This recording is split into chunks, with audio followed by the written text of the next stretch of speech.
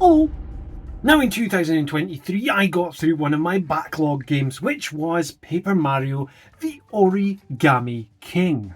Now this placed quite highly in my top 10 games that I played in 2023, but I never gave you a review about the game, so today I wanted to do that. Now how we break down the reviews in the chicken fillet world is we look at the story, we look at the gameplay, we look at the presentation, the music, and then I'll give it an overall rating. So the chicken fillet ratings for this will either be play it, which is the top tier, check it, which is mid tier, so you know what, it may be for you, but might not be for me, and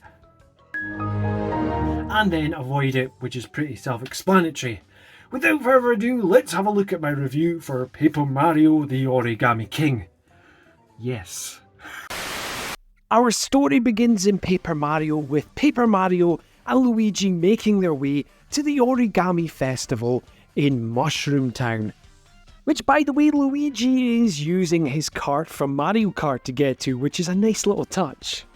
Now when our paper plumbing duo do arrive to Mushroom Town, well, it's abandoned, there's no one there and something is definitely off. Mario and Luigi make haste for Peach's castle, where they discover that Peach herself has been reshaped into an origami princess, which is a little disturbing. From there, after a few scrapes and bumps, Mario saves Olivia, who is the origami princess, who then discover that the main bad guy of this game is not Bowser, but is a new character known as King Ollie, who is hell-bent on changing the world's image into origami. From here, it's up to Mario and Olivia to save the Mushroom Kingdom and to stop the world being turned into origami. Our heroes are going to meet plenty of funny and amazing characters on their journey in this bright and colourful world. Now overall, Paper Mario the Origami King story is a fantastic one which needs to be experienced by every Mario fan. It is a very well written story with lots and lots of comedic banter between characters, NPCs and everything in between. And yes, I know with Mario games there's not really much of a plot, usually it's save Princess Peach, save the Mushroom Kingdom. And with a brand new villain to the Mario series in the form of King Ollie, who really rounds off this story, it's just fantastic. Now I will be clear with you that Paper Mario the Origami King is my first taste in the Paper Mario series, so I couldn't give a comparison to the likes of the fan favourite 1000 Year Door or Colour Splash, etc. But from my playing of this game, I really enjoyed the story, and it was one of the strongest aspects of this game. Now when it comes to the gameplay of Paper Mario the Origami King, this is where things start to take a dip for me. Now I like to break the game down into two parts. It will be exploration and then it will be the combat. So we're going to start off with the positive of the gameplay, which is the exploration. Now the world of Paper Mario the Origami King is essentially split up into different zones. You've got your usual desert zone, you've got your water area, you've got a forest area, etc. I found that the exploration was a highlight of the game because of the world. The world is the absolute highlight here, with bright, colourful areas with lots of charm to it. The NPCs which you speak to are just full of life. The comedic writing is there.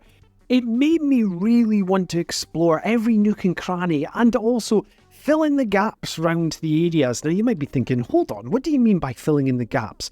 Now with Ollie wreaking havoc on the land, well, parts of the paper mache world has really been devastated, so you are throwing confetti and filling in those small holes in the land, and you get rewarded in the shape of coins for this. Also, there is light puzzles, which don't really hurt the brain, to be honest. Now, if you want an easy puzzle game as well, well, you've got this included in the game. Now, when it comes to combat, now sadly, this is when the game really dipped for me.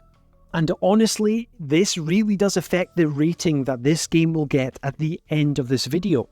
Now, Paper Mario is known for having RPG-style battles, but the combat does change per game. Now in this iteration of Paper Mario, the battle takes place on a circular board. Paper Mario will be based in the middle of this circular board, whilst you will have enemies on the outer rings of this circle. Now inside this small circle is 4 smaller circles, and your task is to line up enemies in a singular line or in a block of 4 where you'll be able to unleash your attacks. Now when you first get into this combat, it's really fun and you really feel a sense of accomplishment when you beat the enemies, until you come to the roundup, the fanfare section of the battle system. Now with most RPGs, JRPGs, you will have a form of leveling up, so this usually is tied to the battle system. So, for example, when you play my favourite Final Fantasy VII, when Cloud and Company beats an enemy, well, their levels may go up depending on the amount of experience you get. However, in Paper Mario the Origami King, there is no form of leveling up. The only thing that you receive is coins. Now the coins, yes, they do have a use because you're able to buy power-ups, etc. in shops throughout the Mushroom Kingdom. However, in the exploration side of the game, you're able to get loads of coins whilst exploring the world and filling in gaps around the world as well. So doing battles just to gain some extra coins is not really a necessary need to go into it. When your game is essentially built around a battle system, you do not want the player to be bored of this. And what I was finding is that I was using the tool where you could throw money at the toads which are watching you battle, and they basically speed up the process by either lining up the enemies for you and giving you certain buffs. Without that form of incentive of going into battle, not having this sort of RPG element of leveling up your character, realistically there's no incentive to go into battles out with the mandatory ones. And I was finding that I was just avoiding characters who tried to start battles with me on the map. It was just a case of, well, why do I want to do this? There's no incentive. When it also comes to the boss battles, they try and change it up by having little gimmicks within the battle. And honestly, sometimes this really started to infuriate me because either I wasn't quick enough or I was just losing my patience within the battle. It's like I said before, why would you want to go into battle if there's no incentive? You really want to hook the player into going into these battles, where I was just wanting to avoid them, which realistically is not doing the game any justice. However, to go on to something more positive, let's talk about the presentation, because this game's presentation is just utterly fantastic. Now, for full transparency, I mainly played this game on handheld mode, but I did once try it on the big screen. Now, when I first played this game on handheld and saw the graphics, I was just blown away. This game is utterly gorgeous. It really did make you feel like you were in this paper world. All the small details which are included, so for example, the movement of the paper characters, especially when they turn around and you just see that they are 2D paper, it is just fantastic. Another aspect of the presentation is the dialogue, and I really like how they use speech bubbles for the characters talking, and they make little noises like blub blub blub blub blub blub blub. Yeah, I know that's going to sound weird post-edit.